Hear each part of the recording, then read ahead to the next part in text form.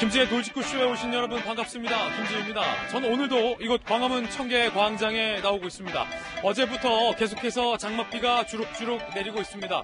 비가 오는 와중에 고인이 된 서울시 박원순 시장의 연결식이 지금 진행 중인데요.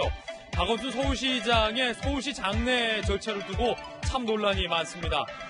그 가운데 박 시장을 고소한 성추행 혐의로 고소한 피해자에 대해서 2차 가해까지 이어지고 있어서 논란이 되고 있습니다. 잠시 후에 짚어보겠습니다. 저는 비가 오나 눈이 오나 매일 아침 이곳에서 여러분을 기다리겠습니다. 김지의 돌직구쇼 지금 라이브로 시작합니다. 잠깐만요.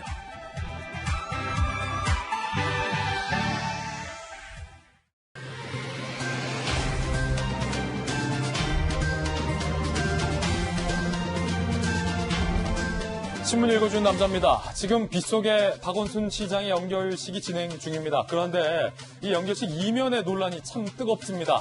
박 시장에게 성추행 피해를 당했다는 이 피해 여성을 상대로 2차 가해들이 이어지고 있고요. 굉장히 부적절합니다. 그리고 망자가 된 박 시장을 향한 돈 없는 조롱도 또 반대편에서는 나오고 있습니다.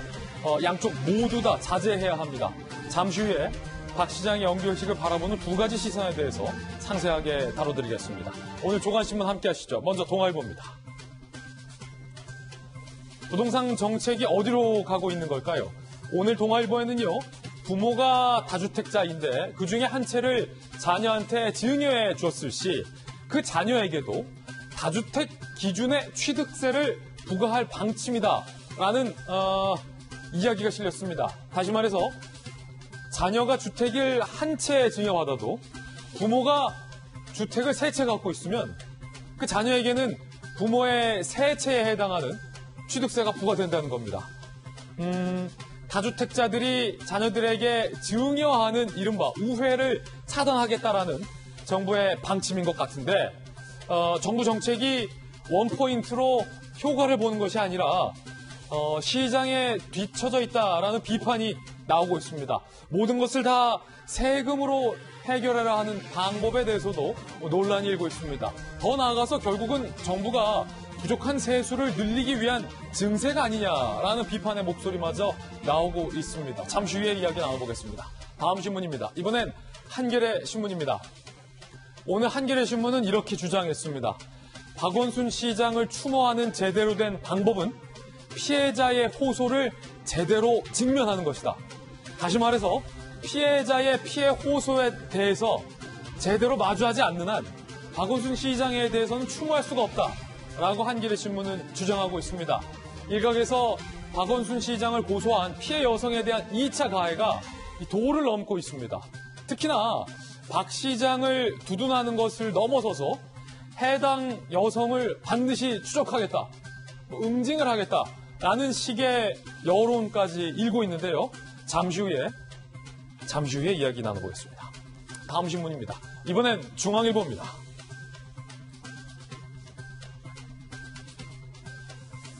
(6.25) 전쟁 영웅이자 우리나라의 최초 대장을 역임한 백선엽 장군의 유족들이 이렇게 얘기했습니다. 생전 대전에 안장 마음 굳혔다. 대전도 대한민국이다. 사실 이 백 장군을 어떻게 모실 건가 관련돼서 정치권을 중심으로 논란이 참 많았습니다. 여권 일각에서는 백 장군이 친일 행적을 했다라고 주장하며 일종의 파묘법까지 거론됐던 상황이었고요. 그 가운데 정부가 묘책을 냈습니다. 서울 현충원이 아니라 대전 현충원에 모시기로 한 건데 유족들이 오히려 이런 논란에 초월하는 모습을 보여줬습니다. 대전도 대한민국이다 라며 말입니다. 한편 일각에서는 박원순 시장은 서울시의 공식 장례로 극진하게 모시면서 전쟁 영웅 백 장군에 대해서 나라가 홀대한 것 아니냐라는 홀대 논란도 일고 있습니다. 다음 신문입니다. 이번엔 한국일보입니다. 북한 김여정이 한마디 할 때마다 이런 기사들이 쏟아지고 있는데 이제는 김여정의 말 한마디를 좀 무시해도 되지 않냐라는 반론도 만만치 않습니다. 8월의 크리스마스 선물 발언입니다. 이게 이 크리스마스 선물이 지금까지 북한 김여정이 경고했던 것처럼 도발을 의미하는지 아니면 재협장을 의미하는지 여러 가지 해석은 분분하지만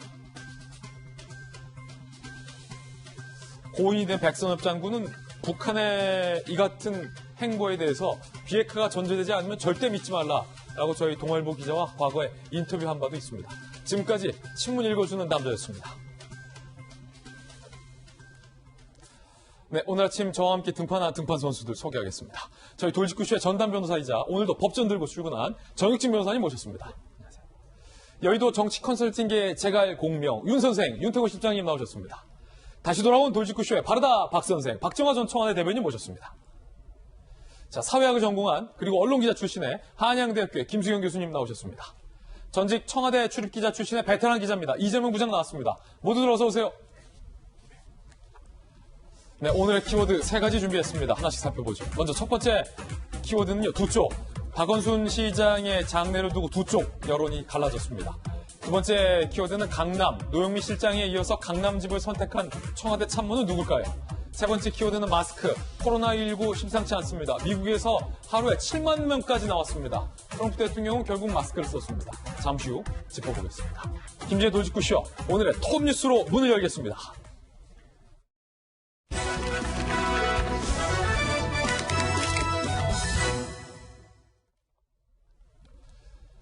우리 시청자 여러분들께서는 박원순 시장에 대한 장례 절차에 대해서 어떻게 생각하십니까? 박 시장의 연결식과 장례 절차를 두고 여론이 갈렸습니다. 한쪽에서는 박 시장을 추모해야 한다라는 추모의 여론이, 다른 한쪽에서는 성추행 피해 여성이 있는데 적절치 않다라는 반대 여론이 상당히 많습니다. 과연 여러분들의 생각은 어떠십니까? 톱뉴스 주제부터 공개합니다. 빗속 연결식, 두 쪽 난 광장. 일단 지금 이 시각 서울시청 청사에서 열리고 있는 박 시장에 대한 연결식 장면을 생중계로 한번 살펴보겠습니다. 유가족들이 박 시장에게 헌화를 하고 있는 모습이고요. 이미 박 시장의 아들이죠. 박주선 씨도, 주신 씨도 이미 들어와 있는 상황입니다. 입국해 있는 상황이고요.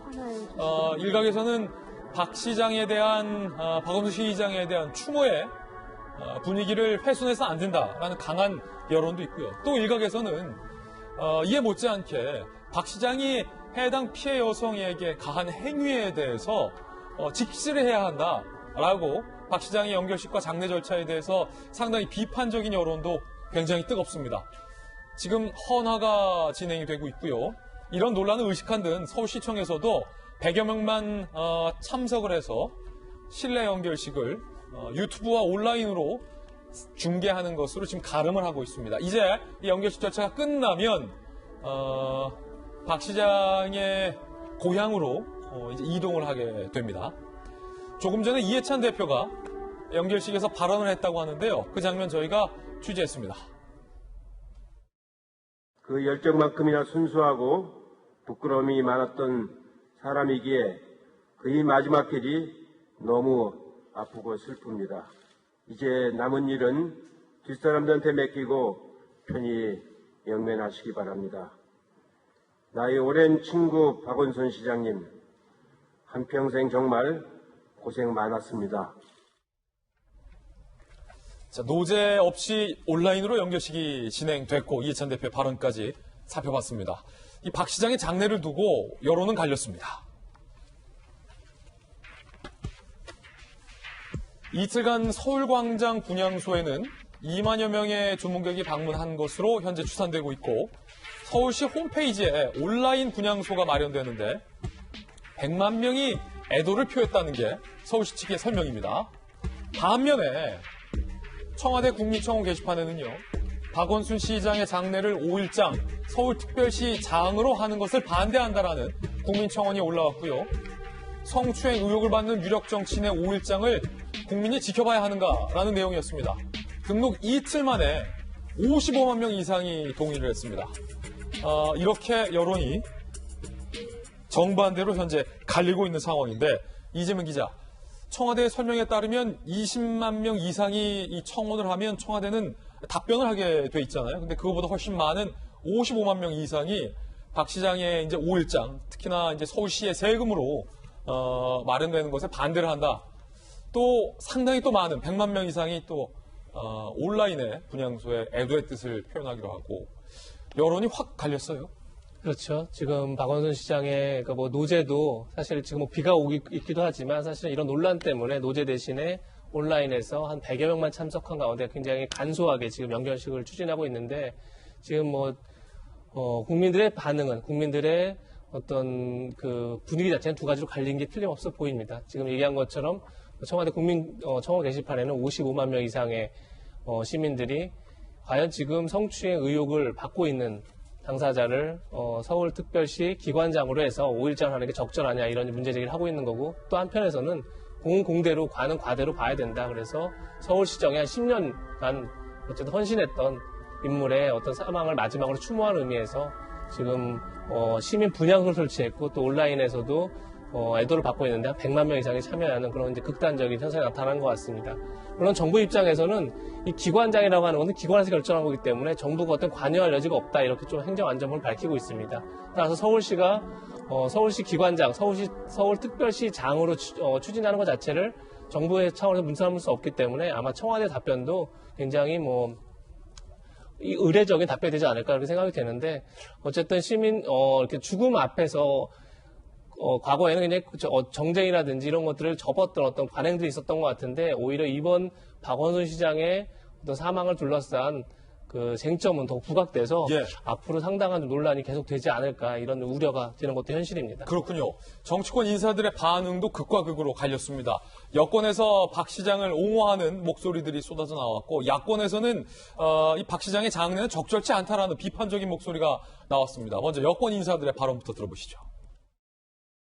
참여정부 때 출범할 때 그때부터 뵙고 맑은 분이기 때문에 세상을 하직할 수밖에 없지 않았나 하는 그런 느낌이 들고요.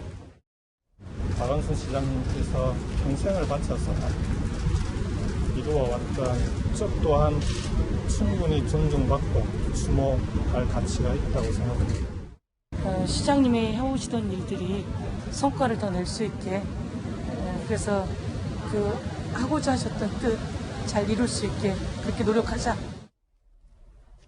자, 그런가 하면 야권에서는 비판적인 발언이 나왔습니다. 조문을 안 가겠다라는 야권 인사들도 나왔습니다. 건전한 상식으로 판단해보면 된다. 김종인 대표는 박원순 시장이 조문을 가지 않았죠. 그러면서 박 시장에게 제기된 성추행 의혹과 관련돼서 과연 이렇게 장례를 치르는 것이 맞느냐라는 기자의 질문에 대해서 건전한 상식으로 판단해보면 답을 할 수 있다라는 식의 발언을 했습니다. 안철수 국민의당 대표는요. 공무상 사망이 아닌데도 서울특별시 5일장을 치르는 것에 동의할 수 없다. 고위공직자들의 인식과 처신에 깊은 반성과 성찰이 그 어느 때보다 필요하다라고 밝혔습니다. 김수경 교수님, 어려운 문제이긴 합니다만 어떻습니까? 잠시 후에 2차 가해 논란, 또 망자에 대한 지나친 조롱에 대한 논란은 잠시 후에 다뤄보겠습니다만 일단은 국민들 사이에서 박 시장의 장례를 둘러싼 두 가지 시선은 분명히 존재하는 것 같고 정치권에서도 양쪽으로 좀 갈리고 있는 모양새인데 지난번 금요일에 저희 돌직구 방송에 출연하셔서 피해 여성이 엄연히 존재하고 그 여성도 이 모습을 다 지켜보고 있다. 피해자 중심주의에서 생각을 해야 된다는 말씀 주셨잖아요. 그렇죠. 사실 금요일에는 워낙 다들 경황이 없으셨을 거라고 생각해요. 물론 국민 여러분들도 이러한 황망한 일 앞에서 어떻게 내가 생각해야 되는 건지 아마 다들 경황이 없을 거라고 생각하고 너무 당황스럽다 보니까 일단 이제 발언들을 조심할 수밖에 없었기에 이제 망자에 대한 여러 가지 애도와 추모의 물결이 계속되는 가운데 저는 그럼에도 불구하고 고소인 여성이 당하게 될 어떤 가해 피해 이런 것들이 매우 걱정이 됐었고요. 사실 55만 명이 이틀 만에 이제 서울시 이 기관장으로 이 5일장으로 치러지는 이 행사에 대해서 이제 반대 의견을 표명했잖아요. 그러니까 55만 명이 결코 적은 숫자는 아니죠. 이틀 만에 특히나 동원이 됐다는 걸 보면 단순히 어떤 정치적인 어떤 노선 때문에 혹은 야당을 지지하기 때문에 그렇게 이거에 반대한다고 생각하지 않아요. 그러기엔 너무 많은 숫자고 아마도 이런 의혹이 있는 상황에서 그리고 이제 피해를 주장하는 고소인 여성이 있는 상황에서 그 비슷한 말만 해도 마치 망자에 대한 어떤 존중을 포기한 사람처럼 취급당하는 그 답답함이 아마 이러한 청원으로 저는 이어지지 않았나 생각이 들고요. 또 망자에 대한 예의가 중요하다면 지금 그 고소인에 대한 예의도 중요한 건데 여권 인사분들의 물론 그 애도하는 마음도 이해는 합니다. 오랫동안 인연을 맺어왔고 같이 뭐 정치적 동지라고 할 수 있는 분이 이제 사망을 하셨으니까 애도를 표하는 거는 알겠는데, 그럼에도 불구하고 이 피해 여성에 대한, 뭐 피해를 주장하고 있는 여성에 대한 존중이 너무 없는 발언들이 예. 이어지고 있다는 생각이 듭니다. 박범계 의원의 뭐 맑은 분 발언도 사실 지금 논란이 되고 있고요. 사실 그러니까 고소를 하시는, 그 피해를 주장하시는 분의 입장에서 저런 발언이 얼마나 상처가 되겠습니까? 나에게는 그렇게 많은 피해를 입힌 사람을 맑은 사람이었다. 뭐 이런 식으로 너무 깨끗하게 뭐 살다 갔다. 이런 발언들을 이어가고 계신데, 여권 인사분들께서 발언을 하실 때 좀 더 가해를 당한, 주장하고, 물론 뭐 밝혀진 건 아니지만 그 성추행 피해를 주장하고 있는 여성에 대한 고려가 반드시 있어야 하고, 애도를 표하는 건 애도를 표하는 마음대로, 또 그 피해 여성에 대한 그 존중은 존중대로 함께 좀 표출하는 성숙한 모습을 보고 싶은데, 이렇게 편이 갈려서 예. 그냥 뉴스를 보고 있는 것 자체만으로도 그 고소인 여성은 너무 고통스러울 것 같아요. 네. 그래서 우리가 좀 조심해서 발언하고 그 분의 지금 피해 여성에 대한 존중 또한 동일하게 우리가 관심을 가져야 된다는 생각이 듭니다. 예, 윤태호 실장님. 예, 참 맞는 말씀이에요. 저도 개인적으로 어제 빈소에 다녀왔는데, 윤 실장님 빈소 예. 다녀오셨군요. 뭐 박시장님하고 인연이 뭐 있는 편이라서 다녔는데, 저도 이제 뭐 생각이 제대로 정리가 안 됩니다만, 김부겸 교수님 말씀 맞는 말씀이고, 그런 면은 있는 것 같아요. 처음에는 되게 정제되지 않은 발언들이 나왔다가, 어제 일요일 같은 경우에도 이제 오늘 5일장으로 오늘 발의니까 어제 4일째지 않습니까? 어제 같은 경우에 빈소 분위기도 차분했었고, 이른바 여권 내지는 진보 진영의 인사들의 발언에서도 그 김 교수님이 말씀하신 그런 부분에 대한 인식, 뭐 배려 같은 게 이제 묻어 나왔던 것이고, 이게 이런 점이 답답한 게, 지금 눈높이는 안 맞을지 모르겠지만 어쨌든 정치인들이나 여당이나 여기에서는 그게 진심에서 우러난 이제 성찰이건 아니면 눈치 보기건 간에 뭐 이런 식의 배려들이 묻어 나오는데, 이제 문제는 뭐 SNS 셀럽이라고 한다든지 아니면 강성 지지층들 이 발언들이 혼재돼 있어가지고, 예. 그 사람들의 발언이 이제 여권의 이제 발언으로 섞여 있기도 하고, 그걸 물론 뭐 일도 양단에서 딱 분리할 수는 없습니다만은 그런 게 답답해요. 과거에는 이렇게 보면은 정치권이 막 이상한 이제 이념적인 발언을 세게 해가지고 사람들이 이렇게 나쁜 방향을 오도했다면은, 지금은 그쪽에 있는 뭐 온라인상의 여론에 대해서 휘둘린다고나 할까요? 그런 부분이 있는 것 같아요. 저는 이제 야당에 대해서도 그런 생각을 해요. 아까 이제 김종인, 뭐 안철수 이런 분 이야기 나왔고, 정의당의 이제 비례대표 1, 2번 젊은 여성 의원들의 이야기 나왔지만, 이제 야당 의원들 입장에서는 할 수 있는 이야기다. 뭐 박원순 시장의 전인격적인 폄훼를 한다든지, 우리가 만약에 정치적 공방이 있다면 이런 거거든요. 공과는 무슨 공과냐? 저 사람은 공이 없다. 저 사람의 이제 시장으로서 활동도 모두 잘못됐다라고 하면 그건 정치적 공방인데, 야당 쪽 인사들이 저 정도는 저는 뭐 지적을 할 수 있다라고 보는데, 또 문제는 그쪽에서도 이제 뭐 온라인이라든지 그쪽에 이제 뭐 강성 지지층 유튜버들의 이야기하고 야당의 이제 조금 공식적인 이야기가 섞여서 들린다는 거죠. 예. 그러니까 이제 신호하고 소음이 섞여 있는 게 문제인 것 같아요. 한 조간신문에 보니까, 박자 대변인 오늘자 보도에 보니까, 공직자의 이 안타까운 선택, 극단적인 결과, 그 이후에 공소권 없음으로 소위, 모든 혐의들이 수사 과정이 중단이 되는 것, 사실은 굉장히 바람직하지 못한 것인데, 우리 사회가 지금까지 좀 쉬쉬해왔던 그런 점에서 이제는 공론화해야 되는 건 아니냐라는 식의 오늘 기사도 좀 눈에 띄더라고요. 우리 사회가 언제까지 이렇게 서로가 서로를 이해 못하면서 이렇게 분열과 갈등으로 갈 수밖에 없는지, 그리고 지금 박원순 시장의 죽음과 관련해서 양쪽으로 이렇게 갈려서 서로가 서로의 주장만을 해야 되는지 좀 안타깝고 답답한 상황인데요. 저는 뭐 그렇게 생각합니다. 그러니까 박원순 시장의 그 극단적인 선택에 대해서는 그 나름대로 관련된 분들이 추모를 해야 되고, 그 다음에 그로 인해서 피해를 본 분의 진실도 그 나름대로 밝혀져야 되고, 그분도 보호받아야 될 우리 사회의 중요한 사회 구성원 중에 하나다. 근데 이 양립할 수 있는데 우리가 아직도 이렇게 극단적으로 가느냐라는 데 안타까운 생각이 듭니다. 좀 전에 말씀하신 것처럼 저는 그 박원순 시장님이 오늘 이전 발인하시고 또 장례 절차가 남은 절차가 좀 진행이 되겠지만 그래도 그 피해 여성이 왜 저렇게 그 고소를 하면서 아픔을 호소를 했는지에 대해서도 우리 사회가 성숙하게 그 진실을 밝혀내고 그다음에 이런 일로 인해서 그러니까 뭐 이게 인과관계가 분명치 않고 그다음에 아직은 그 사실관계가 분명치 않기 때문에 제가 좀 빨리 말씀드리는 거일 수 있지만 범용으로 이렇게 말씀을 드리면 고위공직자 내지는 뭐 위계를 쓸 수 있는 어떤 그 상급 직책에 있는 사람이 이런 식으로 무언가 일들이 진행되는 거에 대해서는 앞으로 우리 사회가 엄격하게 엄밀하게 한번 검증도 해야 되고 살펴봐야 되고 다시는 이런 일이 없도록 하는데 우리 사회가 뭔가 합의점을 좀 도출해내야 될 때가 아닌가라는 생각을 좀 해봅니다. 예, 방금 말씀 주신 어떤 그런 피해 여성이 제기한 사건에 대한 진실 규명과 또 2차 가해 논란에 대해서는 저희가 잠시 후에 더욱더 상세하게 한번 짚어보기로 하겠고요.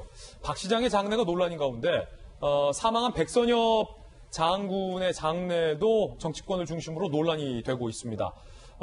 논란 끝에 대전국립현충원에 고 백선엽 장군을 안장하기로 결론을 냈지만 여전히 논란은 계속되고 있습니다. 일단 백선엽 장군의 빈소를 찾은 야권 인사들을 목소리 한번 들어보시죠. 오늘날 대한민국이라고는 존재할 수 있는 나는 혁혁한 공로를 세우신 분이라고 나는 생각을 합니다.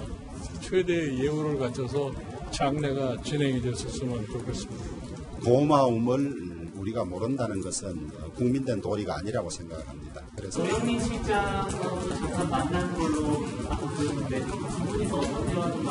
제가 이 어른을 제대로 모셔야 하는데 전후 11만 명이 있는 왜 동작동에 모시지 못하느냐 이렇게 항의를 했습니다. 답변은 하지 않고 그냥 갔습니다. 정영진 변호사님, 아마 이 백선엽 장군을 어디로 모실 건가와 관련해서 백 장군께서 살아생전에 정치권을 중심으로 많은 논란이 있었다는 것은 이미 국민 여러분들도 시청자분들도 많이 아실 것 같고요. 특히 민주당에서는 이와 관련된 공식 논평도 현재 자제하고 있을 만큼 굉장히 조심스러운 분위기.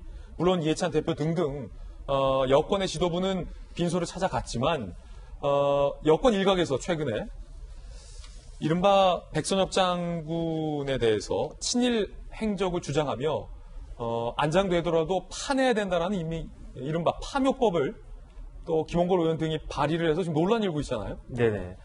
그런데 그 법이 파묘법을 새로 제정한다는 것이 아니고요.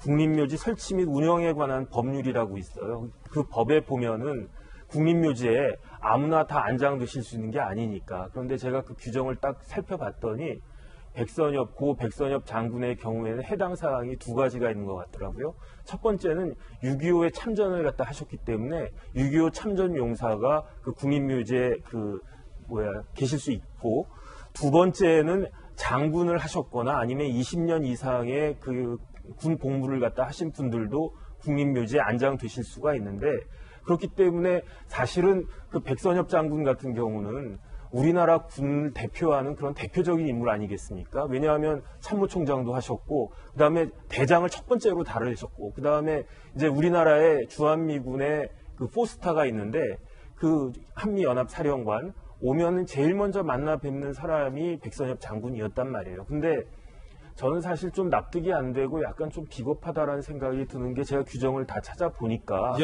지금도 만약에 그 친일 행적하셨던 분들 파내려면 파낼 수가 있어요. 어떻게 되어 있냐면은 예외 규정이 있는데 안장 대상 심의위원회가 있거든요. 여기에서 국립묘지의 영예성을 훼손한다고 인정한 사람, 이 사람에 대해서는 국립묘지에 들어오지 못하게 대상이 된다고 하더라도 그 규정이 있는데, 그럼에도 불구하고 왜 그 새로운 규정을 갖다가 만들려고 하는가, 제가 곰곰이 생각을 갖다가 해봤더니 파묘법에 대해서 네네. 그거는 쉽게 말하면은 그 심의를 해가지고 영예성이 있는지 없는지를 갖다가 나름대로 진지하게 판단을 하기보다는 그냥 법에 규정이 있으니까 자동적으로 그냥 이건 빼내자 이런 식으로 생각을 갖다 하는 것이 아닌가 그런 느낌이 들던데 추측입니다만. 예, 그런데 그것은 그 일반 그 상식적인 국민들의 법 감정에 전혀 부합하는 것이라고 할 수 없다 그런 생각이 들고요. 그 다음에 그 이른바 그 파묘법, 그 국민묘지법 개정안은 제 생각에는 그 통과되기가 국회에서 통과되기가 쉽지는 않을 것 같다는 게 제 생각입니다. 그렇군요. 윤태곤 실장님, 야권에서는 성추행 가해 논란이 있는 박원순 시장에 대해서는 성대하게 장례를 추모하면서 백선엽 장군에 대해서는 홀대한 것 아니냐라는 의견도 내던데 어떻게 보십니까? 근데 이 서울시 기관장 아까 이야기했지 않습니까? 그럼 이제 뭐 청와대에서는 아니 이건 서울시가 알아서 하는 거니까 우리가 뭐 어찌 할 바가 아니다라고 하는 것이고 백선엽 장군 지금 육군장으로 치러지고 있는데 그 성대와 홀대 문제는 감정적이고 외화적인 건 있다라고 봅니다만은 지금 이제 국가의 예우가 뭐 다르다거나 그렇게 접근할 일은 아닌 것 같아요. 예. 그리고 백선엽 장군에 대해서 이제 공과에 대한 논쟁이 있죠. 어쨌든 근데 여당 대표, 대통령 비서실장, 국무총리까지 이제 직접 조문을 했다면은 여권 입장에서는 또 자기 지지층에 대한 부담을 무릅쓰고 이렇게 한 면이 있다. 네. 그러니까 저는 좀 나아지고 있는 면이 있다 생각하고 또 백선엽 장군 유가족들에게 되게 존경받을 만한 워딩이 그거였어요. 대전도 대한민국이다. 예. 그리고 백선엽 장군을 통해 가지고 이게 약간 이 현충원이 뭐 어디는 1군, 어디는 2군 이런 식의 느낌이 없어졌으면 좋겠어요. 저 개인적으로 제 할아버지 대전 현충원에 계시거든요. 아, 그렇군요. 독립유공자 묘역에 계시는데 근데 이제 동작동에 계시면은 이제 찾아가기도 편하고 그런 건 있겠지만은 대전 현충원에 있는 애국지사나 이제 뭐 또 군인들이나 순직자의 자손들이 우리는 저 현충원보다 동작동보다 못하다라고 생각하는 사람은 한 명도 없을 거예요. 아마 백장군 유족들도 그렇게 생각하시는 것 같고요. 예. 자, 첫 번째 이슈 살펴봤습니다. 이번엔 저희가 준비한 두 번째 이슈인데요. 박 시장에게 성추행 피해를 당했다는 피해 여성을 상대로 한 2차 가해가 난무하고 있어서 논란이 되고 있습니다. 오늘 한 조간신문의 제목은 홀로 그 여성이 떨고 있다 라고 제목이 달렸습니다. 함께 보시죠. 홀로 떨고 있는 고소 여성 도 넘은 2차 가해.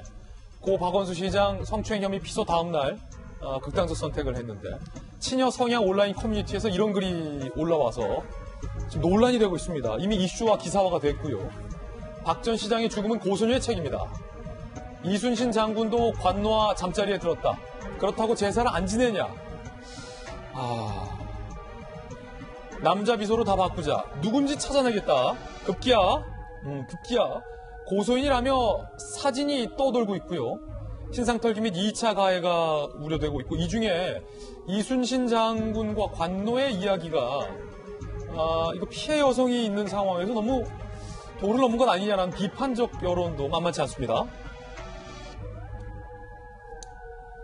그리고 진보 성향 역사학자인 전우용 교수의 발언도 논란이 되고 있는데 그가 한 여성에게 얼마나 큰 잘못을 저질렀는지는 모른다.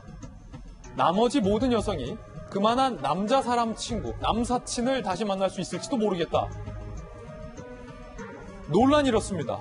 지금 성추행 의혹이 일었는데 썸남, 남자 사람 친구 따질 때냐라는 비판이 일자 전우영 교수는 남자 사람 친구는 서민의 법과 같은 운유다라고 해명을 했지만 어떤 서민도 자신을 성추행하는 것을 바라지 않는다라는 반박 댓글이 이어지면서 논란은 오히려 더욱더 증폭되고 있는 상황입니다. 김수경 교수님, 굉장히 지금 조심스러울 수밖에 없는 분위기입니다. 분명 박원순 시장에 대한 공과 과는 양쪽 모두 다 제대로 평가가 돼야 할 것도 맞는데 지금 문제는 박 시장으로부터 피해를 당했다, 끔찍한 피해를 당했다라는 여성이 지금 있고 여성의 문제 제기 이후에 사실 이 사건을 제대로 수사할 수 있을지 여부도 불분명해진 상황에서 박 시장의 죽음의 책임이 고소녀에게 있다든가 이순신 장군도 관노와 잠자리에 들지 않았냐라는 발언이든가 전우영 교수의 이 모든 여성은 박원순만한 남자 사람 친구를 잃었다라는 발언 등이 논란인데 어떻게 보십니까? 그러니까 뭐 참 어떻게 드릴 말씀이 없는데 저런 이제 발언들을 들으면서 비록 제가 피해 여성은 아니지만 굉장한 모욕감 같은 거를 느끼게 되더라고요. 상당히 감정이입이 될 수밖에 없는 것 같아요. 사실 이 미투라는 것이 남성들을 능멸하기 위한 것이나 남자들을 벌주기 위한 게 아니라 미투, 나도 당했다라는 거잖아요. 그만큼 문제가 불거지진 않았어도 일상에서, 회사에서, 학교에서, 여러 삶의 현장에서 성추행, 성희롱을 당한 분들이 아주 많습니다. 여성분들. 저도 일하면서 그런 일들을 비일비재로 겪어요. 크고 작은 일들을. 이제 그렇기 때문에 이제 많은 여성분, 우리 국민의 절반을 차지하고 있는 여성분들은 이번 사건에 이제 그 고소 여성의 어떤 마음의 감정이입이 될 수밖에 없고, 그런 상황에서 이순신이 관노와 잠자리에 들었다고 해서 제살 안 지내냐? 아니, 그러면은 무슨 박원순 시장이, 진중권 교수도 그렇게 얘기했더라고요. 박원순 시장은 이순신이 아니고, 그 여성도 관노가 아니고, 지금은 조선시대가 아니다. 그러니까 저런 너무나 부적절하고 매우 모욕감이 너무 느껴지는 그런 말들을 왜 하는 건지 정말 너무 화가 나고요. 저런 발언을 한 사람들 정말 솔직히 찾아내서 벌 줬으면 좋겠다는 생각이 너무 듭니다.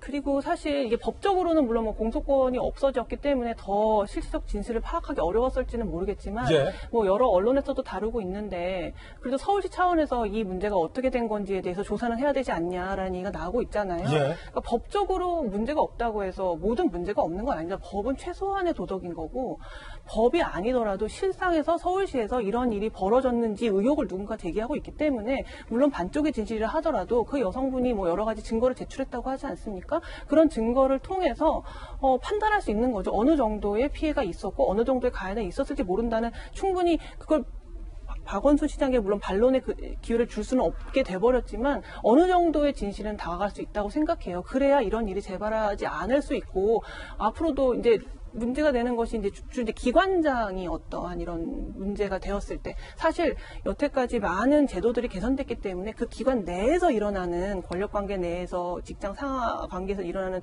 성추행이나 이런 문제들은 많이 개선이 됐어요. 제조도 잘 돼 있고 피해가 발생하면 구제도 되지만 이렇게 기관장이 어떠한 잘못을 저질렀다고 문제를 제기할 때는 그게 상부기관의 보호가 돼야 되는데 그게 굉장히 어렵거든요. 그래서 굉장히 대권 주자로까지 이야기되었던 분이 이러한 의혹에 휩싸인 채로 이제 유명을 달리하셨으니 저는 법적으로는 따질 수 없더라도 서울시 차원에서는 분명히 조사가 이루어져야 되고 이러한 2차 가해에 대해서도 저는 처벌이 돼야 된다고 저는 생각합니다.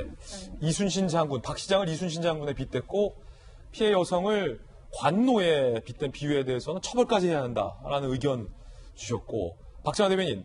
특히 이제 대표적인 진보학자이자 역사학자인 전우영 교수의 발언도 지금 상당히 뜨거운 논란인데 지금 해명까지 나왔잖아요. 저희가 다시 한번 좀 살펴볼 수 있을 것 같은데 모든 여성들은 남자 사람 친구를 잃었다. 이제 남사친 요 비유가 초반에 좀 논란이 됐어요. 우선 짧게 전 남자잖아요. 저는 남자인데 만약에 이 피해 여성이 내 가족이었다면 혹은 내 딸이었다면 지금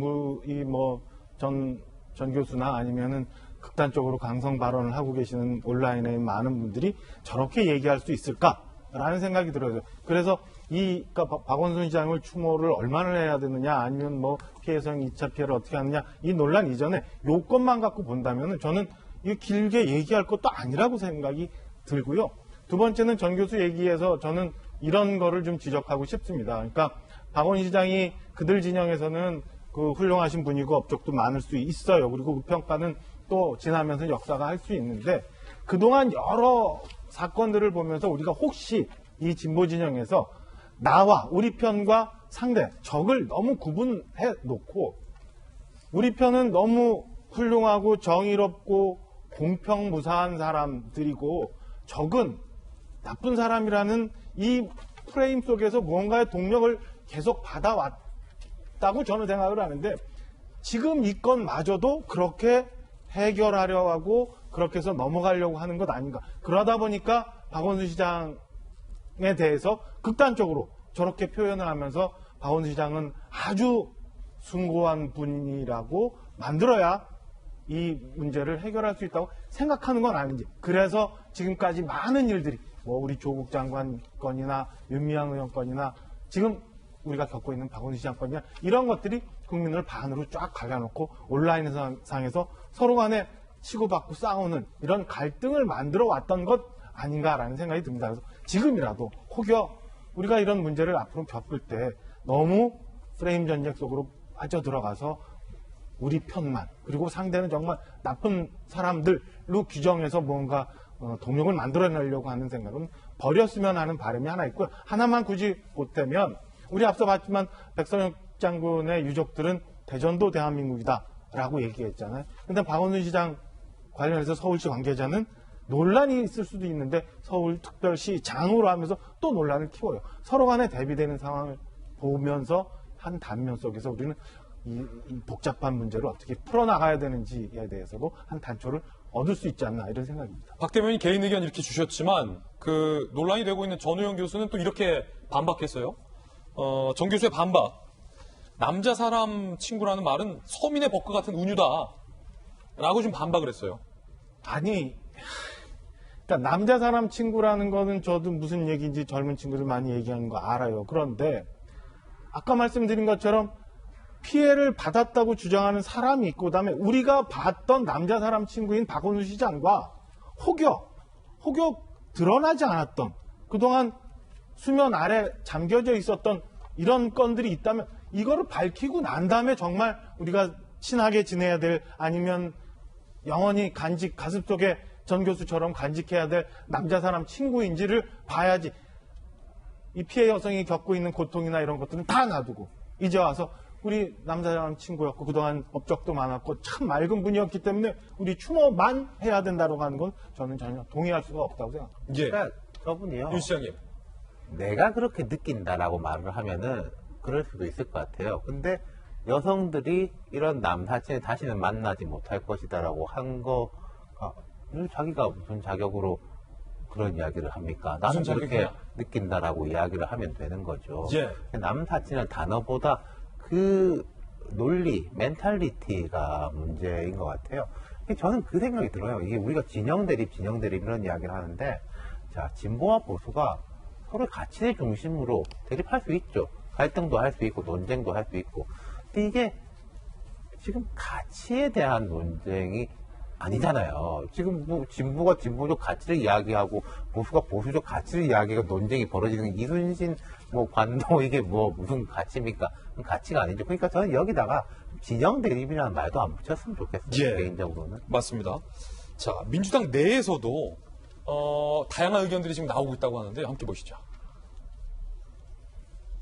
일단은 박 시장을 추모하자라는 뜻을 갖고 있는 분들은 이제 박원순 시장님의 안식을 기원한다, 님의 뜻을 기억하겠습니다라는 현수막들을 곳곳에 설치하고 있고요.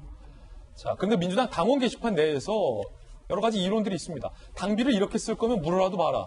2030 남성 지지율도 낮은데 여성 표까지 잃고 싶은 거냐라는 여론도 나오고 있는 상황입니다. 자, 이 가운데 유인태 전 사무총장의 발언도 논란이 되고 있습니다. 마지막으로 혹시 본인께 한 말씀 해주실 수 있나요? 아이고 이제 거기 가서는 좀 하고 싶은 것 좀 하고 살라고 그래요. 인간이라는 게 다 비슷비슷한 건데 너무 이렇게 도덕적으로 살다 보면 다 그냥 사고가 나고 그러니까 거기 가서 하고 싶은 것 좀 하고 그러고 살았으면 좋겠어요. 야당에선 비판했습니다. 들어보시죠. 고소인은 그가 겪은 고통으로 벗어나기 위해 법적 책임을 묻고자 용기를 냈지만 그 책임조차도 고스란히 떠안게 되는 더 큰 고통을 겪게 된 것입니다. 고소인에 대한 2차 가해는 더 이상 사건의 진위를 조사할 수 없는 현 상황에서 한 사람에게 너무나 큰 짐을 지우는 일임을 깊이 인식해야 합니다. 이런 상황인데 일단은 정익진 변호사님 법적으로요. 공소권 없음이 나왔잖아요. 네네. 앞서서 김수경 박사님 같은 경우는 이 법적인 것과 무관하게 서울시 내에서라도 진상 조사를 해야 하는 것 아니냐라는 여론이 있다라고 소개해 주셨는데 네네. 가능성이 있습니까? 뭐 하려면 할 수 있는 거죠. 세상이 법으로만 돌아가는 게 아니니까. 공소권 없음이 뭐냐면은 무죄라는 뜻은 아니고요. 예. 결국 형사 재판을 하는 취지는 가해자, 그 범죄자한테 처벌을 하기 위한 건데 처벌의 대상이 없어져 버렸으니까 공소권, 다시 말해서 검사가 형사 재판을 제기할 수 있는 그런 권한 자체가 무의미해졌다. 그러니까 공소권이 없다. 그런 뜻이거든요. 예. 그런데 제가 봤을 때 지금 어떤 생각이 드냐면요. 그 박 시장님 관련해가지고 여러 가지 이야기들이 나오고 있는데 그런데 피해자를 반드시 생각을 해야 돼요. 지금 다들 고통 이야기하는데 제가 봤을 때 지금 피해자는 고통의 문제가 아니고 공포를 느낄 거란 말이에요. 예. 왜냐하면 많은 사람들이 지금 뭐 여러 사람들이 박 시장님에 대해서 굉장히 깨끗하신 분이었고 뭐 이러이러한 분이었다라고 이야기를 하지 않았습니까? 그런데 그러면 도대체 피해자 입장에서는 내가 무슨 짓을 한 거지? 내가 정말로 고결한 분을 이런 상황으로 몰아넣은 것인가?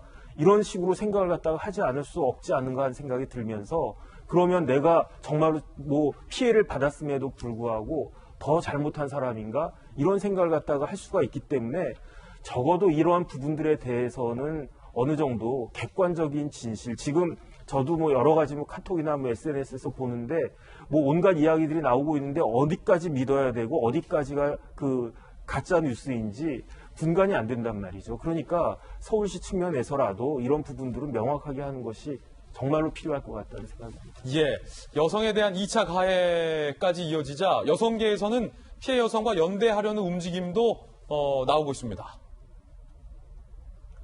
설 자리 없는 피해 호소인 번지는 피해자와 연대 해시태그 고소 여성을 향한 2차 가해 움직임에 피해 호소 여성과 연대 움직임이 확산되고 있다. 박원순 시장을 고발한 피해자와 연대합니다. 해시태그 민원 민주당 탈당 인증도 보이고 있다. 서울시의 권력 등 성범죄 의혹을 밝히라는 민원이 제기됐고요. 민주당을 탈당하는 인증샷까지 보이고 있다고 합니다. 여성계가 나섰는데요. 진실을 밝히고자 했던 피해자의 용기에 2차 피해가 하는 정치권, 언론, 서울시 그리고 시민사회에 분노한다라고 여성민원회는 밝혔고요. 서울시는 진실을 밝혀서 또 다른 피해를 막고 피해자와 함께해야 한다라고 주장을 했습니다. 그 가운데 정의당 내에서 박 시장에 조문을 하지 않겠다라는 2명의 여성 의원이 나왔습니다. 그런데 그 여성 의원을 비난하면서 정의당을 탈당하는 정의당 당원들의 움직임도 동시에 나오고 있어서 정의당 내에서 논란이 되고 있습니다. 유호정, 장혜영 정의당 2명의 의원은요. 당신이 외롭지 않았으면 좋겠다. 아무 일 없었다는 듯 애도할 수 없다. 조문을 불참키로 했습니다. 자, 그러자 정의당 홈페이지에는요. 조문 거부에 동의 못한다. 탈당 의사의 글이 잇따르고 있다고 합니다. 정혜연 정의당 전 청년부대표 당원들의 탈당이 이어지고 있다. 우리 당이 어떻게 이런 지경까지 이러는지 참담하다. 정의당 관계자들은요. 우리는 진보라는 공통의 가치를 지향하지만 내부 구성원의 경험과 감수성에는 적지 않은 차이가 존재한다. 한 단계 나가기 위한 성장통이다라고 밝혔습니다. 정의당 내에서 굉장히 고민적인 상황이 되고 있는 건데 이재명 기자, 오늘 서울신문, 다른 데가 아니라 서울신문에 이렇게 쓰였어요. 정의당 논란에 대해서. 지난해 조국 전 법무부 장관 사퇴 국면에서 조 전 장관을 두둔하다 민주당 이중대라는 비판을 받았던 정의당이 이번 사건을 계기로 진보 야성을 회복할지 주목된다. 서울신문은 이렇게 썼군요. 예. 그러니까 조국 전 장관 사태 때 어떻게 보면 민주당의 편에 섰었던 거죠, 정의당이. 그러면서 그 뒤로 물론 이제 그걸도 논란이 내부에서 많았죠. 그래서 그러다 보니까 뭐 진중권 전 교수 같은 경우는 내가 정의당을 탈당하겠다 이런 사태가 있었었고 그러면서 어떻게 보면 정의당이 자신들에게 유리한 선거법을 만들기 위해서 자신들이 여태까지 추구했던 진보적 가치를 포기하는 것 아니냐 이런 비판까지도 받았었죠.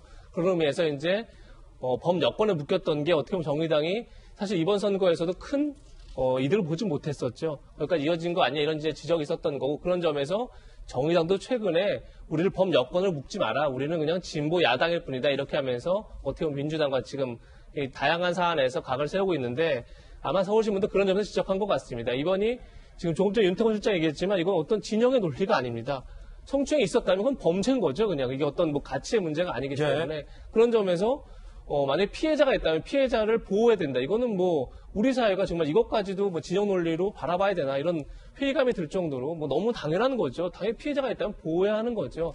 그런 점에서 정의당이 물론 지금 이제 젊은 여성 의원들이 나는 그냥 모른 척 추모할 수 없다 이렇게 하면서 정의당 내부에서 일부 당원들의 어떤 반발이 있는지 모르겠으나 어쨌든 진보의 가치라는 게 가장 약자의 편에 서서 가장 약자의 권리를 지켜주는 게 진보의 가치라고 봤을 때 전 정의당이 지금 어떤 선택을 해야 할지 뭐 답은 나와 있지 않나 생각이 들고 그런 점에서 이번 사태 계기로 오히려 정의당이 자신들의 가치를 분명히 하고 그런 점에서 정의당이 진짜 스스로 얘기한 것은 범여권이 아니라 우리는 진보 야당이다라고 주장할 수 있는 그런 모멘텀을 만들어야 되지 않나 이런 생각이 듭니다. 예. 자, 그런가 하면 서울시 자체의 책임론도 일고 있습니다.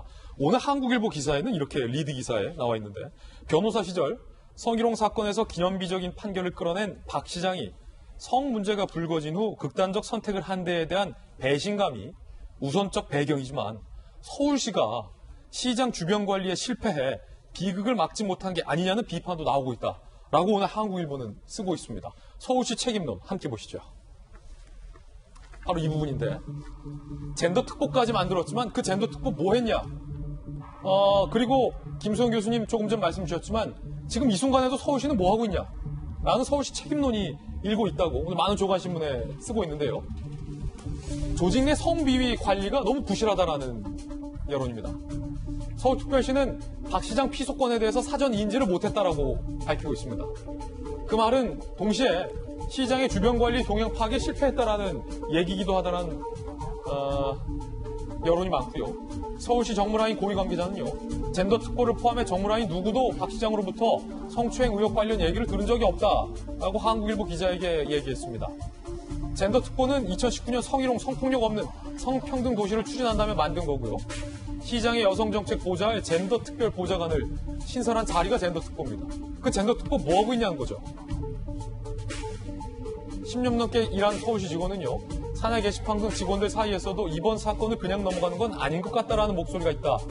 내부 조직 정비 위해서도 시가 남은 문제에 대해 책임 있는 모습을 보여줄 필요가 있다라고 인터뷰했고요. 총선 전날 서울시 내에서 이런 일이 있었다는 것도 다시 논란이 되고 있습니다. 서울시 공무원이 총선 전날인 지난 4월 14일 동료 여성 공무원을 성폭행한 혐의로 경찰 수사를 받고 있고 불과 3달 만에 박 시장의 성추행 의혹이 불거졌다는 거죠. 어떻게 이런 일이 되풀이될 수 있냐라는 얘기고요. 여권 신장 목소리를 냈던 서울시가 내부 성비위에는 취약하다라는 비판이 제기되고 있습니다. 김소영 교수님 아까 말씀하셨던 부분이 바로 이거죠. 서울시가 의지가 있다면 지금 이 사건 박 시장의 어떤 성추행 논란도 진위 여부를 파악할 수 있다라는 얘기도 나오고 있고 또 박 시장을 지지하는 쪽에서는 고인이 된 마당에 그걸 들추어내는 것이 적절하냐라는 반론도 만만치 않더군요. 들춰내는 게 적절하지 않다고 말하는 것도 뭐 이해는 갑니다만은 그래도 지금 피해를 호소하는 여성이 있고 서울시 공무원이 어떻게 보면은 이제 기관장으로부터 어떤 그런 피해를 받았고 그거에 대해서 이제 고소를 한 사건이니까 사실 이렇게 2차 가해가 막 난무하고 사건의 성격이 점점 정쟁으로 치닫고 국민이 다 분열되고 이것 때문에 싸우고 그러니까 이런 상황 자체 이 문제에 대해서 온 국민의 관심이 집중되고 이것 때문에 편을 갈라서 싸우는 이 상황 자체가 그 피해 여성에게는 엄청난 심적 부담과 고통이 될 것 같아서 차라리 이런 것들이 좀 잠잠해지기 위해서는 차분히 어떤 일이 있었는지를 한번 조사해 보는 게 저는 반드시 필요하다고 봅니다. 그냥 돌아가셨으니 다 덮자 이렇게 되면은 확인되지 않은 이야기들이 막 난무하게 되고 그 고소 여성이 어떤 일을 당했는지 우리 아무도 모르잖아요. 예. 그러다 보니까 막 추측을 하게 되고 뭐 정보지가 돌고 거기에 입에 담을 수 없는 얘기들이 막 돌아다니잖아요. 이런 더 이상의 2차 가해를 막기 위해서라도 서울시가 조사는 할 필요가 있다는 생각이 들어요. 그래야 또 나중에 이런 일이 또 있을 수 있잖아요. 어느 조직이든 서울시가 됐든 어디가 됐든 또 이런 일이 일어날 수 있고 또 분명 어딘가에서 일어나고 있을지도 몰라요. 그런데 결말은 결국 가해를 한 것으로 추정되는 분이 돌아가시는 걸로 모든 건 덮어졌다라고 그냥 이게 결론이 나버리면 어느 누가 용기를 낼 수 있겠어요. 그래서 좀 비록 망자가 되셨습니다마는 그래도 어떤 일들이 있었다라는 피해자의 목소리가 한 번쯤 우리가 들을 수 있는 기회, 그러니까 그가 말할 수 있는 기회를 그게 서울시가 됐든 어디가 됐든 저는 줘야 된다고 생각을 하기 때문에 이 문제를 조금 서울시에서 다뤘으면 하는 바람이 듭니다. 정익준 변호사님, 피해 여성이 이른바 증거가 될 만한 박 시장으로부터 받은 사진들 그리고 어떤 소셜 네트워크 상의 어떤 메시지 내용들을 이미 경찰에 제출했다고 알려져 있는데 지금 젠더 특보가 서울시 내에 있었지만 총선 전날에 특히 박원순 시장의 바로 가까운 주변에서 벌어진 성폭행 의혹에 대해서도 서울시가 사전에 막아내지 못했고 특히 젠더 특보 이번에는 시장 본인의 의혹이란 말이에요. 네네. 그 성폭력 처벌법이 제정이 됐어요. 2012년도에. 그러면서 기존의 형법에 없던 내용이 들어갔는데 그게 뭐냐면 업무상 위력 등에 의한 추행이거든요. 이런 경우는 옛날에는 형법에는 없던 규정이에요. 그 다음에 이게 2018년도에 개정이 되면서 더 처벌이 강해졌거든요. 왜 그러냐면은 여러 가지 이제 요즘은 옛날과 달리 대부분의 여성들이 직장 생활하지 않습니까? 그런데 위에 있는 상사로부터 이렇게 추행을 갖다가 당하는 경우가 많이 있기 때문에 그 시대적인 변화에 따라 가지고 이런 규정들이 생긴 건데 그런데 젠더 특보를 박원순 시장이 신설을 갖다가 했고 제가 알고 있기로는 지방자치단체 중에 젠더 특보 있는 데는 서울시밖에 없어요. 그럼 젠더 특보가 무슨 일을 하겠습니까? 높은 분들한테 이러이러한 거 하지 마십시오라고 교육하는 일을 하겠습니까? 아니면 아래에 있는 여성 피해자들이 혹시 이런 일을 갖다 당했을 때 그럴 때 찾아가 가지고 그 상담을 갖다가 하고 그 다음에 거기에 따른 적절한 조치를 갖다가 하고 어떤 일을 하라고 젠더 특보를 만들었겠습니까? 후자가 아니겠습니까? 그런데 젠더 특보가 2019년 1월 달에 만들어진 걸로 제가 알고 있는데 아까 앵커께서 말씀하신 것처럼 올 4월 달에도 이때는 이제 성폭행까지 있었고 그다음에 이런 저런 그 결국은 쉽게 말하면 젠더 특보는 시장의 특보로서 최고위직에 있는 서울시 간부들이 이런 잘못을 저지르지 않을까 이걸 감시를 갖다 하는 역할을 해야 하는 그런 위치에 있었는데 전혀 제 역할을 하지 못했던 것이 아닌가 하는 비판을 받을 수밖에 없지 않는가 싶습니다. 예. 자, 그런가 하면 또 정반대 일각에서는요.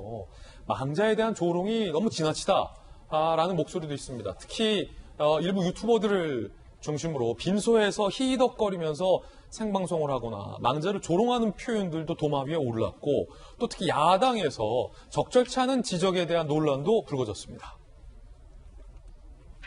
상중에 꺼내든 박원순 아들 병역비리 의혹, 고 박원순 시장의 아들 박주신 씨 나흘 만에 귀가 조치 입대 후 된 것과 관련해서 배현진 의원이 주신 씨 미뤄둔 숙제를 풀어야 하지 않을까 당당히 재검받고 2심 재판에 출석하라. 오랫동안 부친을 괴롭혔던 의혹을 깨끗하게 결론 내라라고 비판을 했습니다. 그래서 진중권 교수는 비판하려면 제대로 해라. 부친 상중인 사람을 때려대니 야당이라고 하나 있는 게 늘 옆에서 엑스볼이나 차고 앉았으니 하여튼 통합당은 답 없다라고 비판을 하기도 했던 문제인데 일단 배현진 의원의 지적이 논란인 이유는 뭡니까? 이재명 기자. 예, 일단 박주신 씨의 병역비를 간략하게 좀 정리를 하면 2004년도에 2급 현역 판정을 받고 2011년도에 이제 공군에 입대를 했었는데 한 나흘 만에 허벅지 통증을 이유로 귀가 조치됩니다. 그리고 나서 다시 신체 검사를 받아서 4급 공익요원이 되는데 이 과정에서 어떤 비리가 있었던 게 아니냐 이런 것이 이제 일부 보수진영에 제기가 됐던 거죠. 그래서 2011년도 박원순 시장이 시장에 당선되고 그 이듬해 2012년도에 박주신 씨가 공개적으로 대학병원에서 MRI 촬영을 다시 했습니다. 예. 거기서도 이제 문제가 없는 것으로 확인이 됐습니다. 근데 그 이후에도 계속 문제가 제기되다 보니까 오히려 문제를 제기한 쪽이 그러니까 박주신 씨는 2013년도에 무혐의 처분을 받고요. 문제를 제기한 쪽이 오히려 명예훼손 이런 걸로 이제 벌금형을 처벌받습니다. 그리고 지금 아마 2심이 진행되고 있는 것 같은데 아마 배현진 대변인이 착각을 한 것 같습니다. 그 2심이 오히려 문제를 제기한 쪽인데 박주신 씨가 2심을 받고 있는 걸로 착각한 게 아닌가 싶은데 진중권 장관 제기한 것처럼 뭔가 좀 통합당이 진짜 헛발질했다 이렇게 볼 수밖에 없는 거죠. 그리고 초점을 자꾸 흐리는 것 자체가 저는 야당의 입장에 갔을 때도 어떤 정치적 공세나 표현에 있어서 오히려 나쁜 건데 엉뚱한 제기를 한 것 같고 결국 지금 통합당이 문제 제기를 할 거는 결국 여권사를 중심으로 2차 가해가 이루어지고 있는 게 뭐 명백해 보이고 그리고 또 일부 개인 의원들이 여권 인사들이 뭐 박원순 시장에서 좋게 얘기하면 자체를 문제 삼을 수 없지만 저는 민주당이 저희가 아까 영상에서 봤지만 플랜카드, 그러니까 현수막을 통해서 뭐 님의 뜻을 계속 기억하겠다 이런 현수막을 거는 건 전 명백하게 민주당이 뭔가 좀 가해자에 대한 관점, 그러니까 피해자에 대한 관점, 피해자를 우선시하는 그런 관점이 전혀 없는 거죠. 그래서 그런 점을 좀 지적하는 게 오히려 통합당에서 바람직했을 텐데 좀 초점을 잘못 잡은 게 아닌가 이런 생각이 듭니다. 예, 배현진 의원에 대한 논평이었고요. 자, 내년 서울시장 재보궐선거에 대한 관심도 나란히 높아지고 있습니다. 벌써 여야에서 잠정 후보군에 대한 이야기까지 나오고 있습니다. 자, 여당 안팎에서는요 벌써 언급이 되고 있습니다. 추미애 법무부 장관이 내년 재보선 서울시장 후보로 나가야 한다라는 목소리도 있고요. 박영선 장관이 오래 준비했다라는 얘기도 들리고요. 임종석 전 실장도 거론되고 있고요. 재선 의원 중에서 저희 돌직구쇼 출연하고 있는 박용진 의원도 서울시장 후보로 거론이 조간신문에 되고 있고요. 야당 인사도 한번 볼까요? 안철수 국민의당 대표를 야권 통합 후보로 내는 방안에 대해서도 야권 안팎에서 나오고 있고요. 홍정욱 전 의원, 오세훈 전 시장을 다시, 그리고 나경원 의원이나 아니면 뭐 저희 돌직구쇼에 출연하고 있는 김용태 전 의원 서울시장 후보로 나가야 한다라는 얘기도 안팎에서 나오고 있습니다. 윤 실장님께서 보기에는 여야 후보들 중에서 좀 가능성 높은 사람이 있습니까? 이 중에? 저 정도 나오는 사람들 중에서 되지 않겠습니까? 완전히 뭐 저런 순위에도 없는 분이 갑자기 나오기는 쉽지가 않을 것 같고, 또 내년 4월 재보선 이제 부산시장 선거하고 동시에 치러지고, 또 대선을 11개월여 앞둔 상황에서기 때문에 중요한 선거죠. 네, 어떤 뭐 제3 세력의 등장보다는 지금 이제 여야를 중심으로 이제 나타날 것 같고, 이제 여당은 후보를 내느냐 안 내느냐 뭐 이런 이제 이야기에 지금 말을 아끼고 있는데 안 내기는 어려울 것 같아요. 그 선거가 앞당겨 있기 때문에. 그리고 내년 선거는 어떤 서울시의 단독적인 이런 선거라기보다는 대선 전초전, 뭐 양 진영의 총력전 그런 식으로 전개될 가능성이 높아 보이네요. 이 중에 아마 후보가 나올 거다라는 대략적으로 네. 예측까지 좀 들어봤습니다. 이번에 저희가 준비한 다음 이슈입니다. 세 번째 이슈로 공개하죠. 부동산과 관련돼서 논란은 여전합니다. 세금 줄폭탄, 다주택자들은 결상전의 분위기도 보이고 있습니다. 노영민 실장에 이어서 청와대의 주택정책 담당 청와대 비서관이 다주택 중에 서울 강남 집을 안 팔기로, 지키기로 해서 논란이 되고 있습니다. 결과적으로 여러 가지 개인의 사정은 있습니다만 노영민 실장이 무언가 안 좋은 선례를 남긴 것 아니냐.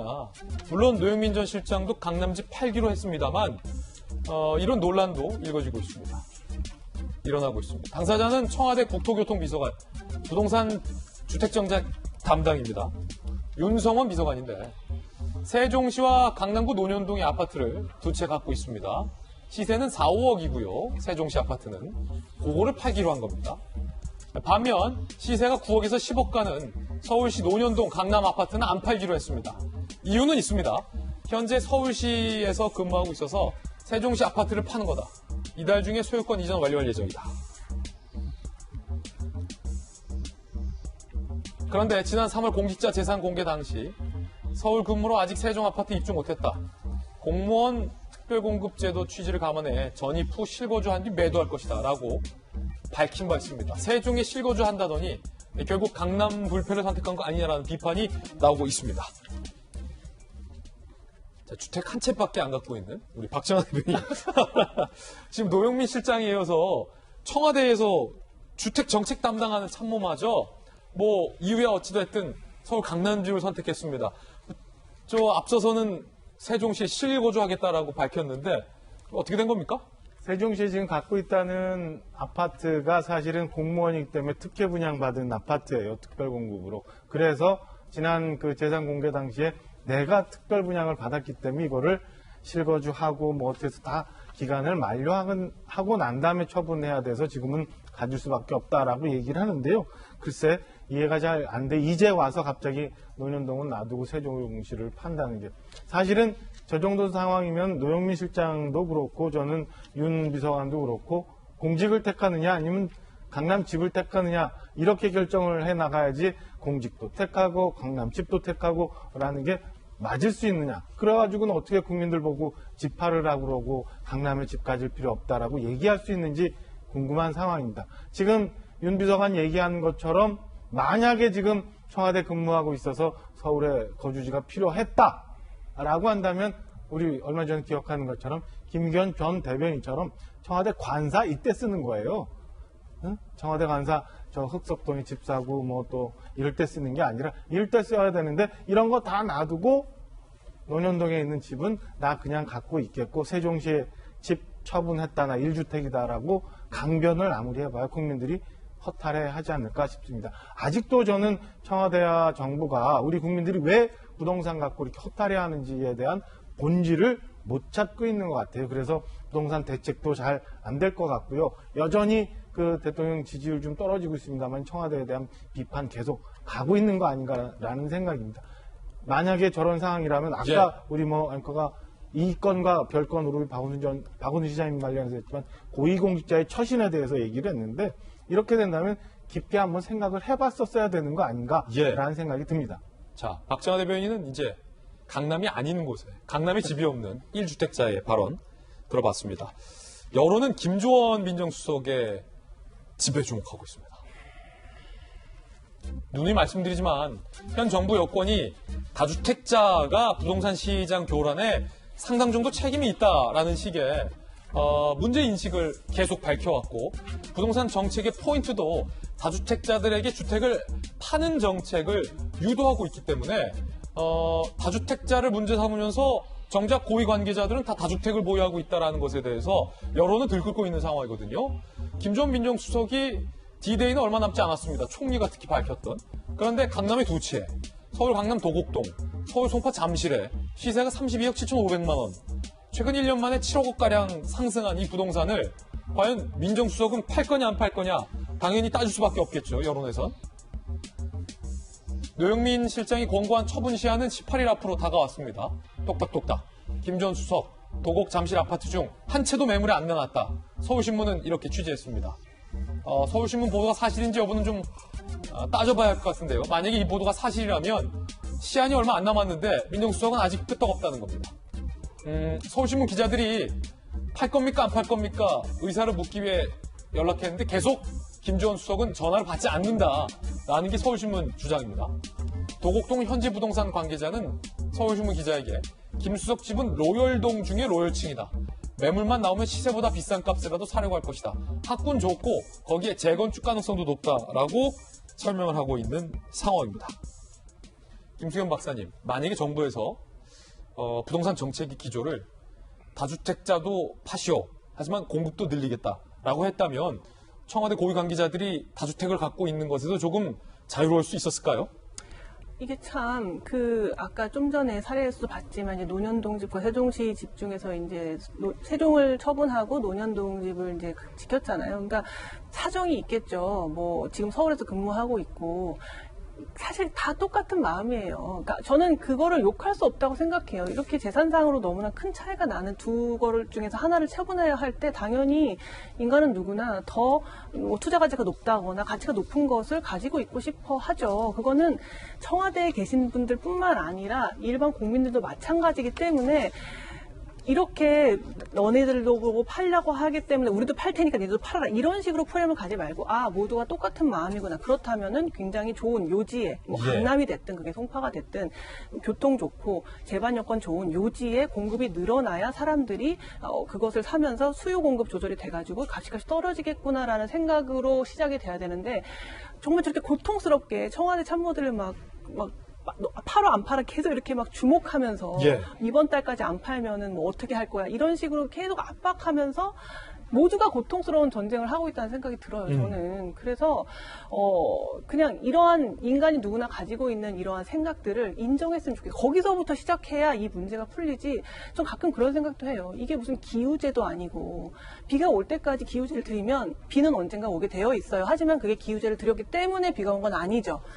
마찬가지로 부동산이 언젠간 떨어질 거예요. 그 대책을 계속 만들면 부동산이 언젠가 떨어질 텐데 그게 과연 이 대책 때문에 떨어지는지 알 수 없어요. 그렇다면은 비가 오지 않는다면 뭐 양수기를 가져오든지 다른 대책을 만들어서 물을 대야 된단 말이죠. 그런데 지금 이 정부의 부동산 대책은 마치 기우제를 드리는 것처럼 떨어질 때까지 계속 그냥 막 규제를 막 폭탄 투하를 하는 거예요. 근데 양도세도 높이고 보유세도 높이고 취득세도 높이면 갖고 있지도 말고 팔지도 말고 사지도 말라는 거예요.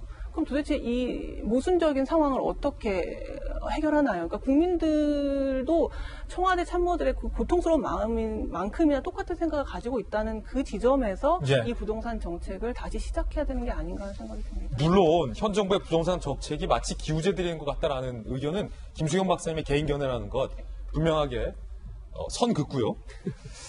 자, 지금 논란은요. 1주택자, 주택을 한 채만 갖고 있는 선량한 시민들도 이번에 종부세, 재산세를 많이 내야 할 것 같다라는 예상이 나오고 있습니다. 그런데 이상합니다. 주택 한 채 갖고 있는 것, 내가 거기 실거주하고 있는 사람들은 죄가 없다면서요. 그런데 왜 세금을 많이 내야 하냐라는 부분입니다. 당정이 종부세법 개정안을 이달에 추진할 건데 1주택자, 실거주하는 1주택자, 또 내년부터는 세금을 많이 내야 할 것으로 예상되고 있습니다. 0.1에서 0.3%포인트를 올려서 최고 3%까지 부과될 예상인데 이로써 내년 종합부동산세가 민주당 등에 따르면 1조 6,500억 원이 더 거칠 것으로 예상이 되고 있습니다. 1조 6,500억의 세금이 더 거칠 거예요. 라는 예상이 지금 나오고 있다는 거예요. 대한부동산학회장은요. 부동산 대책으로 세 부담이 국민에게 전가되고 있다. 결론적으로 이거 증세 아니냐라고 반발하고 있습니다. 이번 개편은 세수 증대의 목적이 아닌 주택시장 안정을 위한 것이다 라고 정부는 반박하고 있습니다만 결과적으로 정익준 변호사님 1주택자들도 세금을 많이 내게 돼서 세수가 1조 6,500억 원이 거친다면 이거 증세 아니냐라고 지금 1주택자들이 반발하고 있거든요. 증세 맞죠. 그 다음에 조세 저항은 클 수밖에 없어요. 왜냐하면 뭐 강남이나 이렇게 비싼 집에 사는 사람들한테는 몇 천만 원의 그 세금이 더 올라가는 효과가 있겠지만 그렇지 않은 곳에 사는 사람들도 100만 원, 200만 원이라도 오른단 말이에요. 그러면 세금을 갖다가 더 내게 되는 것에 대해서 좋아할 사람이 누가 있겠습니까? 거기에다가 세금이 올라간다고 했을 때는 거기에 따른 명분이 있어야 되거든요. 그래서 내가 이러이러하니까 예컨대 다주택자 같은 경우에는 양도 차익이 있고 그 차익에 대해서 세금을 갖다 매기는 거니까 어쨌든 내가 이득이 있고 그 이득에 따른 세금이니까 내가 인정을 하겠다. 이런 식으로 납득이 될 수가 있는데 1가구 1주택 가지고 있는 사람한테 갑자기 돈을 더 내라고 하는 것은 사실은 조세 저항이 상당히 있을 것 같다는 생각이 들고요. 그 다음에 사실은 그 강남 같은데 아주 허름한 아파트들도 많이 올랐단 말이에요. 그런데 거기에 어떤 사람들이 살고 있느냐. 30-40%는 그야말로 원주민 같은 나이 많이 드신 분들이 살고 계신데 그런 분들한테 너무 과한 고통을 갖다가 드리는 것이 아닐까 하는 생각도 들고 그 다음에 결론적으로는 뭐냐면요. 저렇게 종부세를 올린다고 해서 집값이 떨어질 것이냐 저는 그렇게 생각을 안 하거든요. 왜냐하면 집값을 내가 비싸고 감당 못할 집에 살고 있으니까 다른 곳으로 이사가게 해줘야 되는데 그것도 막혀있고 꼼짝말한 상태에서 세금만 더 내라. 그런데 실질적으로 나한테 소득이 없다. 그러면은 불만이 커질 수밖에 없는데 과연 저 정책이 시행이 될 수 있을까? 시행이 된다고 하더라도 효과를 갖다 볼 수 있을까? 굉장히 의문이 듭니다. 예. 높아심에서 말씀드리지만 이거는 예상치라는 것 아직 단정적이진 않다는 말씀도 마지막으로 덧붙입니다. 이번엔 저희가 준비한 다음 순서입니다. 오늘의 하플 시간인데요. 오늘 어떤 분들이 하플로 선정됐을지 만나보시죠. 도널드 트럼프 대통령이 드디어 마스크를 썼군요. 그리고 지금 논란이 되고 있는 부천시 의장이 ATM에서 누군가 놓고 간 돈을 슬쩍한 걸로 알려져서 논란이 되고 있습니다. 세 번째는 이인영 통일장관 후보자. 먼저 코로나19부터 좀 전해드리겠습니다. 미국에서 코로나19에 확진된 확진자가 하루에 7만 명을 넘어섰습니다. 하루에. 지난 10일 신규 확진자가 7만 명을 미국에서 넘어섰습니다. 와, 신규 확진자 수는 4일 연속 최다 기록. 누적 확진자가 335만 명, 사망자는 13만 7천 명. 일부 주에선 시신보관 냉동 트럭이 다시 등장을 했다고 합니다. 코로나 대응 실패, 여론 악화에 트럼프 대통령 100기 99일 만에 공식 석상에서 처음으로 마스크를 썼습니다. 도대체 왜 트럼프는 지금까지 마스크를 안 썼다는 건지, 왜 안 쓰기로 고집했던 건지가 상당한 의문입니다. 트럼프 대통령의 발언의 변화도 함께 직접 들어보시죠. It's a recommendation. They recommend it. I'm feeling good. I just don't want to be doing. I've never been against masks, but I do believe they have a time and a place. 자, 미국에선 코로나19 정말로 심각합니다. 우리나라에서도 피서철이 다가오자 해운대 해수욕장에서는 특히 마스크를 안 쓸 시에 적발시 최대 300만 원의 벌금을 부과하겠다고 밝혀서 지금 많은 사람들이 놀라고 있는데, 특히 요 동네가 지금 고향인 부산 남자 윤태곤 시장님, 우리가 또 해운대면 뭐 꼭 부산 사람들 아니라 대한민국 국민들이 사랑하는 또 해수욕장 하면 또 상위에 꼽히는 게 해운대 해수욕장 아닙니까? 네. 마스크를 안 쓰면 벌금 최대 300만 원. 참 딜레마적인 현상인 것 같아요. 이런 게 이제 먼저 나타난 데가 제주도지 않습니까?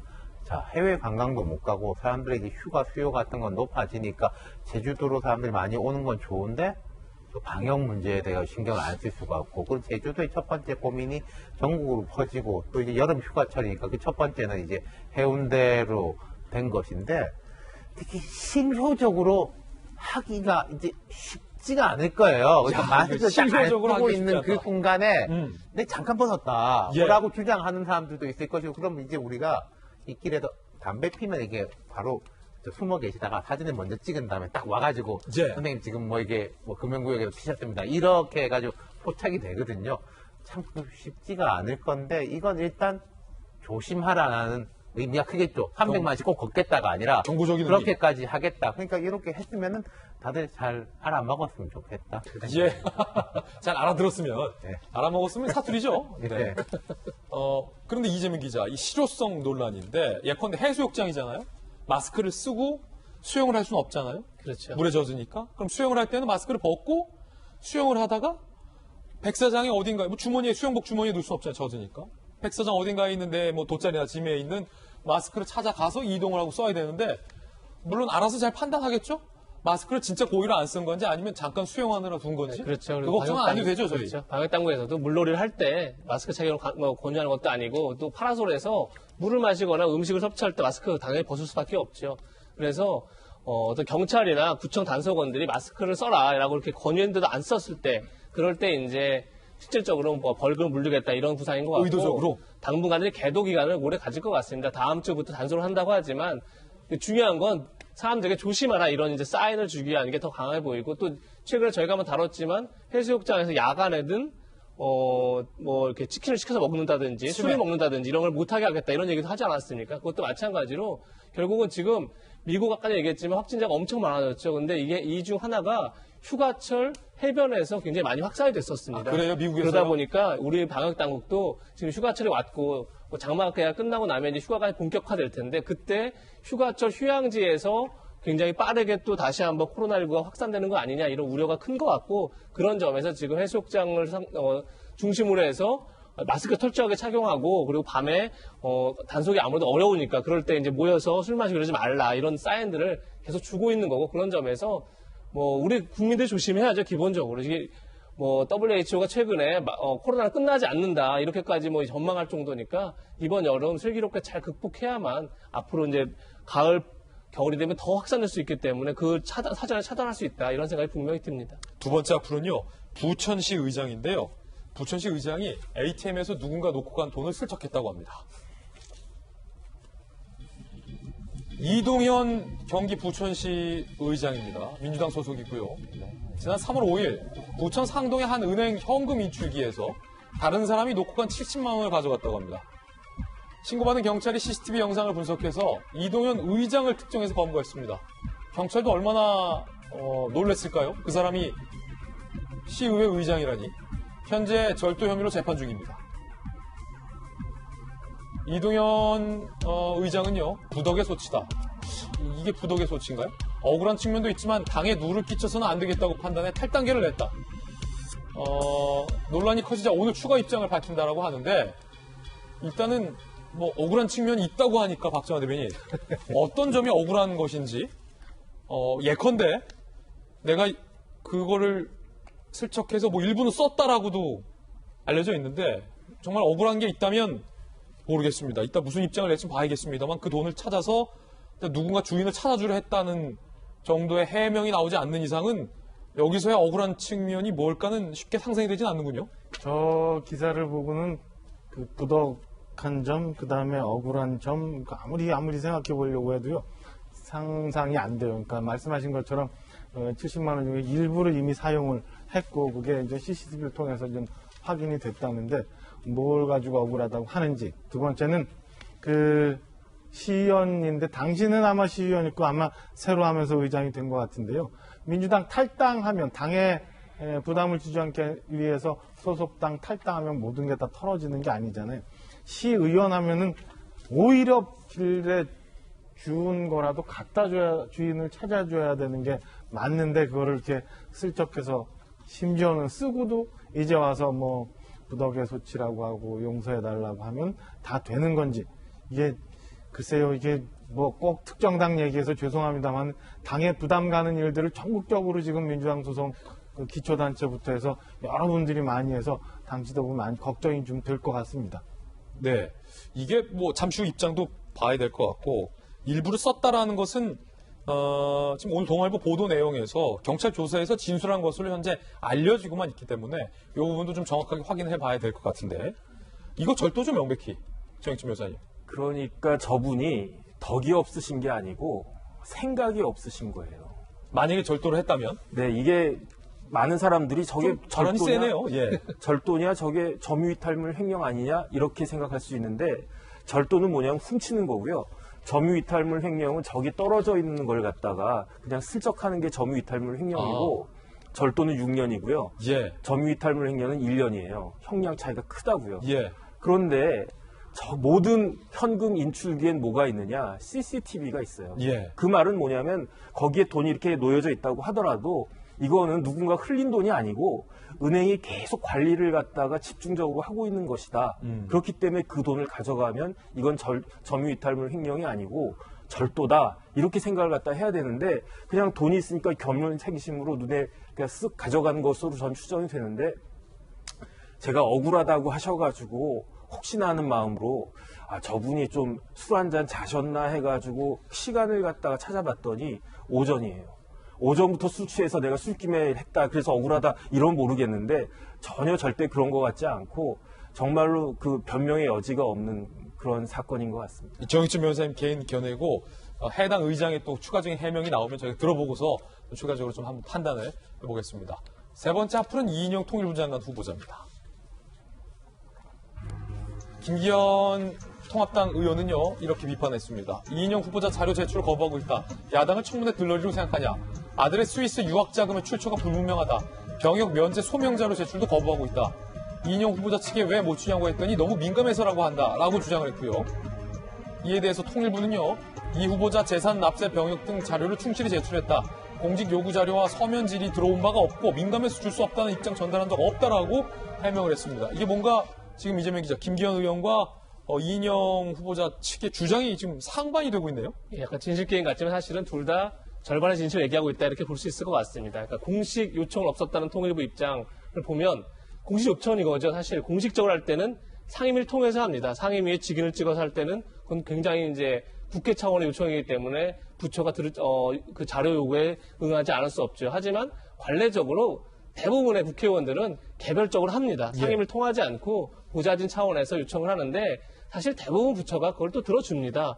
왜냐하면 뭐 어차피 상임위로 가서 공식적으로 요청을 하나 개별적으로 요청을 하나 다르지 않고 굳이 의원들의 심기를 건드릴 이유가 없는 거죠, 부처 차원에서. 그래서 아마 이제 김기현 의원실이 개별적으로 요청한 것 같은데, 그걸 가지고 통일부에서는 공식적 요청이 없었다는 얘기를 하는 거고, 사실 어쨌든 김기현 의원이 요청을 한 당사자가 있는 거죠. 통일부에 인사청문회를 담당하는 담당 직원에게 요청을 했고, 그 담당 직원이 아마 너무 민감한 자료다. 왜냐하면 그 자료를 그 자료를 준비하려면 딱 한 사람밖에 모르는 거죠. 이인영 장관 후보자 말고는 통일부 차원에서 준비할 수가 없는 거죠. 그런 점에서 아마 담당 직원들은 부담을 느끼고 그렇게 얘기한 것 같은데, 인사청문회라는 자리 자체가 검증의 의미가 있는 거고, 검증이라는 건 결국 뭐 공적인 활동뿐이 아니라 사적인 생활 자체를 검증하는 거기 때문에 당연히 뭐 후보자 입장에서 응해야 할 의무가 있지 않나 싶습니다. 예. 하풀이었고요. 날씨 알아보겠습니다. 어제부터 계속 비가 주룩주룩 내리고 있습니다. 언제까지 비 내릴 건지 자세한 날씨 기상캐스터 연결해서 알아보겠습니다. 허윤 캐스터, 이번 비가 언제까지 내리나요? 네, 현재 전국에는 장마가 이어지고 있습니다. 현재 제가 나와 있는 이곳 청계천에는 오늘 새벽보다 빗줄기는 다소 약해진 상태지만 여전히 비가 이어지고 있고요. 또 바람도 강하게 불고 있습니다. 현재 영남 지역에는 시간당 30mm 안팎의 세찬 비가 쏟아지고 있습니다. 또 이에 따라 호우특보도 발효 중인데요. 이번 비는 오늘 종일 이어지다가 내일 아침이면 대부분 그치겠습니다. 어제부터 지금까지 지리산 부근에는 200mm가 넘는 물폭탄이 쏟아졌고요. 그 밖에 호남과 충청 곳곳에도 150mm가 넘는 많은 양의 비가 내렸습니다. 앞으로 동해안과 영남 해안에 150mm 이상, 전남 해안과 영남, 지리산 부근에는 50에서 100mm의 큰 비가 더 쏟아지겠고요. 경기 남부와 충청, 호남에 30에서 80mm, 서울 등 그 밖의 지역에도 10에서 50mm의 비가 내리겠습니다.